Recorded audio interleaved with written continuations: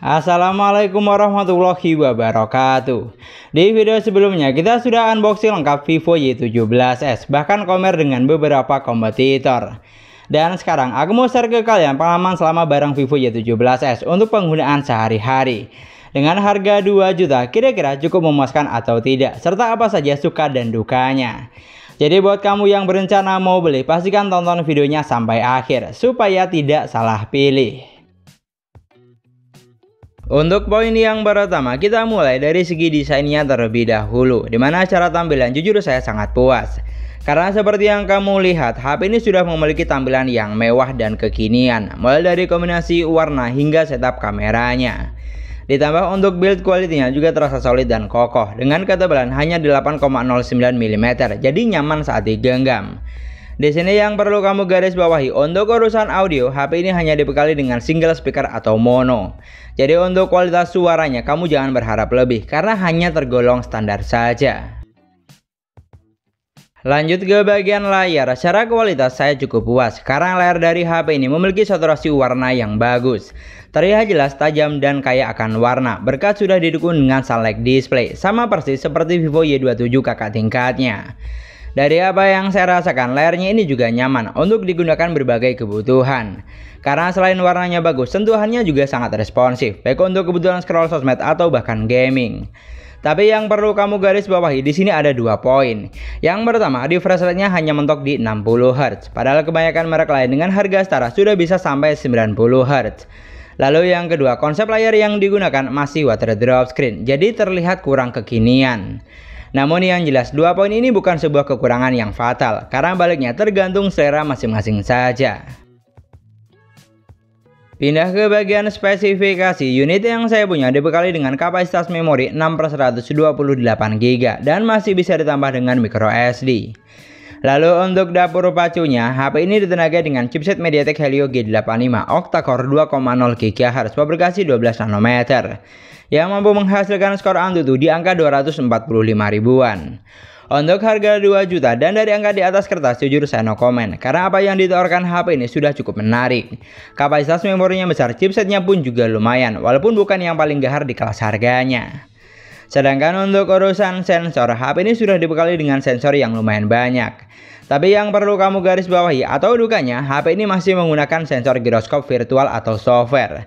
Dan buat kamu yang butuh sensor NFC, di sini juga tidak ada. Jadi bukan tipikal yang paket lengkap atau serba ada.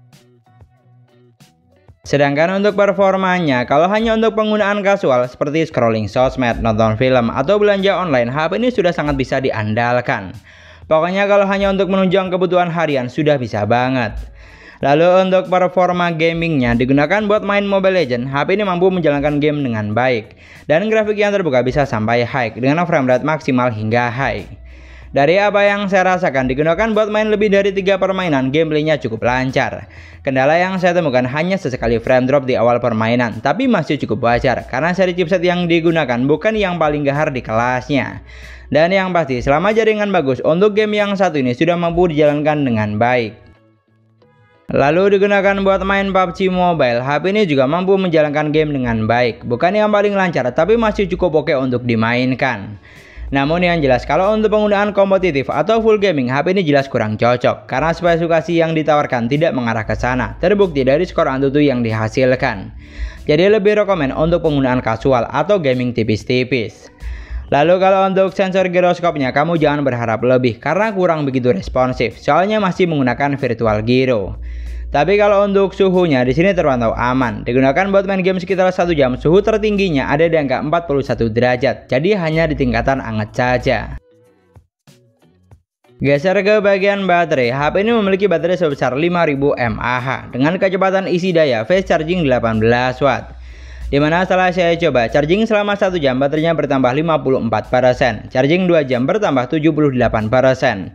Dan ternyata HP ini butuh waktu sekitar 2 jam 31 menit untuk isi daya dari 10 sampai full 100% dengan kondisi data off. Memang bukan yang paling ngebut, dan untuk harga 2 juta hanya tergolong standar saja.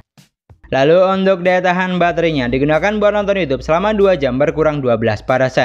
Buat main Mobile Legends selama 50 menit berkurang 11%.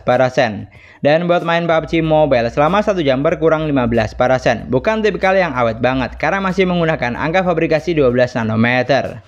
Namun yang jelas dari penggunaan yang saya lakukan, kalau hanya untuk penggunaan kasual, baterainya ini bisa diandalkan untuk penggunaan selama seharian. Dan sekarang untuk operating sistemnya, HP ini sudah berjalan di Android 13 basis Vantos OS 13. Di sini untuk urusan sistem jujur saya cukup puas karena selain sudah paling terbaru, OS-nya juga mampu berjalan dengan baik dan optimal sehingga nyaman saat digunakan bahkan untuk jangka panjang. Selain itu pilihan tampilan seperti tema atau wallpaper ada banyak, tinggal disesuaikan dengan selera. Dan untuk fitur yang disediakan juga banyak, hampir semua ada. Fitur penting seperti ketuk kedua kali untuk on off belah layar jadi 2, screenshot 3 jari rekam layar, screen mirroring dan mode game turbo sudah tentu ada. Pokoknya paket lengkap. Jadi untuk urusan sistem di sini saya no comment karena selama penggunaan yang saya lakukan terasa aman dan nyaman, tidak ada kendala yang berarti. Dan yang terakhir untuk kameranya di sini ada 50 megapiksel kamera utama, 2 megapiksel kamera bokeh dan 8 megapiksel untuk kamera selfie. Dari angka di atas kertas megapiksel yang digunakan sama persis seperti Vivo Y27, dimana untuk harga 2 juta hanya tergolong standar saja di kelas harganya, tidak terlalu besar atau kecil. Lalu kalau untuk fitur kamera yang ditawarkan di sini sudah lumayan banyak. Selain foto dan video masih ada beberapa fitur menarik lainnya. Namun yang harus kamu ingat, untuk perekaman videonya belum dilengkapi dengan Ultra Stabil Video atau AIS. Sedangkan untuk jepretan fotonya, seperti yang kamu lihat, HP ini sudah mampu menghasilkan foto yang bagus. Gambarnya terlihat jelas dan tajam. Untuk saturasi, warna, dan tingkat kecerahannya cukup balance, terutama saat foto objek dengan jarak yang dekat seperti ini. Lalu saat foto di outdoor, gambar yang dihasilkan juga tidak kalah bagus, terlihat cerah dan tajam. Bahkan untuk saturasi warnanya juga cukup hidup, baik untuk foto objek yang dekat atau bahkan pemandangan. Lanjut untuk kamera selfie-nya, HP ini hanya dibekali dengan kamera 8 megapiksel. Tapi dari hasil berikut, secara kualitas foto yang dihasilkan juga sudah bagus. Bahkan untuk saturasi warnanya juga cukup hidup, baik saat foto di indoor maupun outdoor. Cocok buat kamu yang hobi selfie. Pokoknya untuk urusan perfotoan, HP ini sudah sangat bisa diandalkan di kelas harganya, baik kamera belakang maupun depan. Bisa banget untuk menunjang kebutuhan sehari-hari. Ini adalah contoh perekaman video menggunakan Vivo Y17s di outdoor dengan kondisi cahaya cukup baik.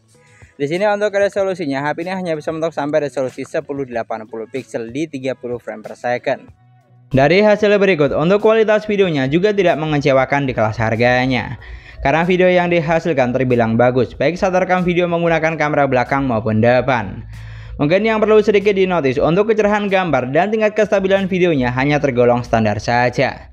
Namun yang jelas secara keseluruhan saya cukup puas, karena HP ini sudah sangat bisa diandalkan, baik untuk urusan foto maupun video. Dan itulah tadi pengalaman saya selama bareng Vivo Y17s. Dari semua poin yang sudah kita bahas, untuk harga 2 juta, jujur saya cukup puas dengan HP ini karena menawarkan banyak kelebihan. Seperti dari segi desain, memiliki tampilan yang mewah dan kualitas layarnya bagus. Dari segi spesifikasi, kapasitas memori besar, performa lancar dan OS-nya nyaman.